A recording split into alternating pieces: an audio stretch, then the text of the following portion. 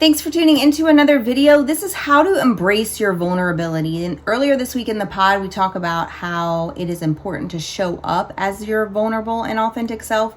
But I don't know if we actually have uncovered how to even embrace your vulnerability inside of those spaces, because the reality is we fall back on our old patterns and our old behaviors of habit. And those old behaviors of habit look a lot like walking into a room and saying, okay, I'm going to speak this way. I'm going to move this way. I'm going to behave this way. And I'm doing all of this because I want to be perceived a certain way. But when you're vulnerable, you don't do that. When you're vulnerable, you allow yourself to be a healthy version of yourself.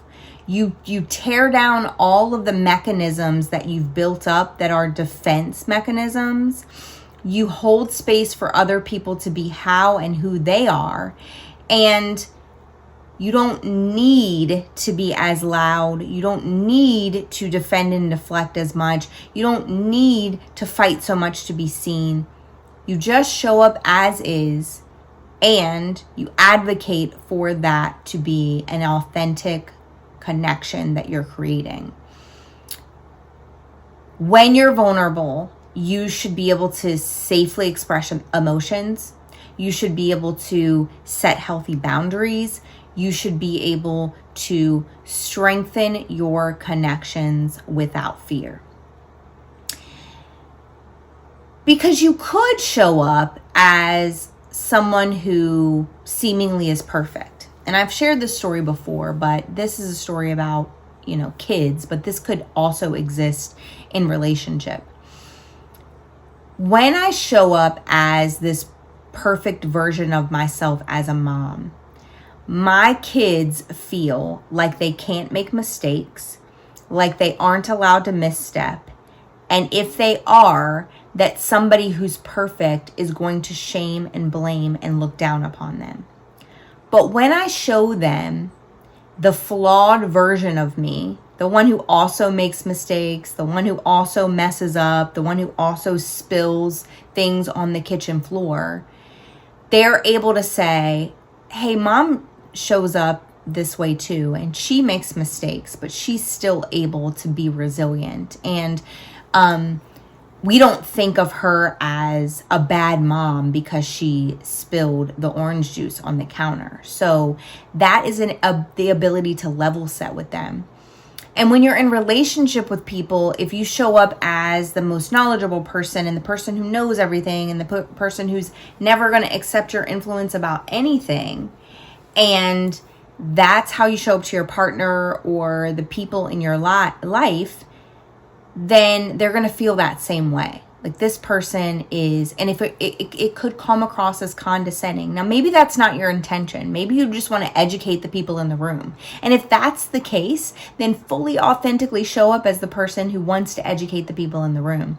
But oftentimes we intellectualize as a defense mechanism because it causes us to be vulnerable if we don't know something. So we have to know all the things so that we don't have to be vulnerable and not know.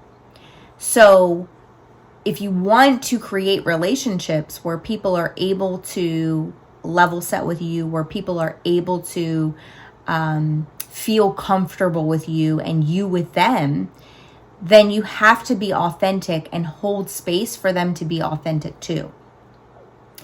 Because when you show up authentically and when you're vulnerable, you are able to express emotions. You're able to say, hey, that really stung. And that's not a you problem. That's a me problem. It stung because this is what I've experienced in my past and it makes me feel afraid that that's going to happen again. Or that really stung because I've talked to you before about this and I've told you that it doesn't really land well with me if this is what you communicate or how you are. And I would really appreciate if you didn't do that again. Now, when you start yelling and when you start getting frustrated and when you start blaming and shaming people, that's when you start to bring your defense mechanisms in the room. And that's not authentically who you are. It feels like it might be, but it's not, because the authentic version of yourself is the one who can shed all of those defense mechanisms and be fully who you are and not have to wear that armor in spaces.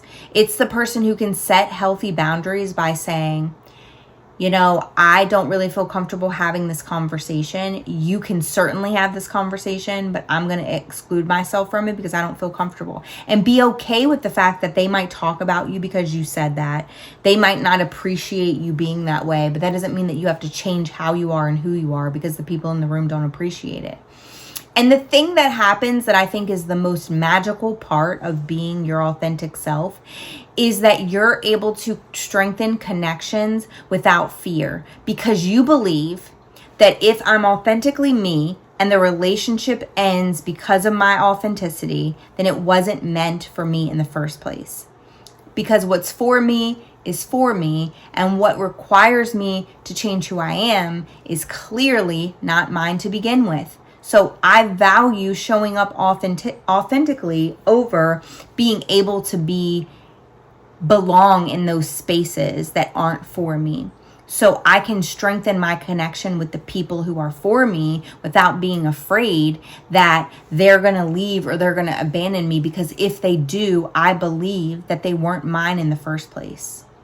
So this week, just think about picking one interaction where you are able to fully be authentic, no masks, no defense mechanisms on, and be yourself.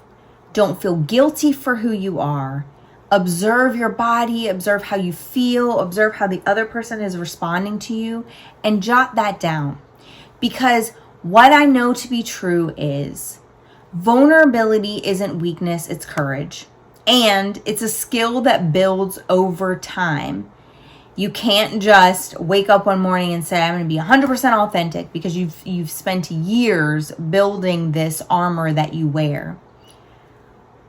But you can get to a place where you show up fully without feeling like you need to constantly protect your emotions, without feeling like you need to constantly be on edge and fight against the people in the room, because you're in a space where you're able to be vulnerable and you can handle people's reactions, because you don't need to be liked, you don't need to be validated, you just need to be able to be fully yourself.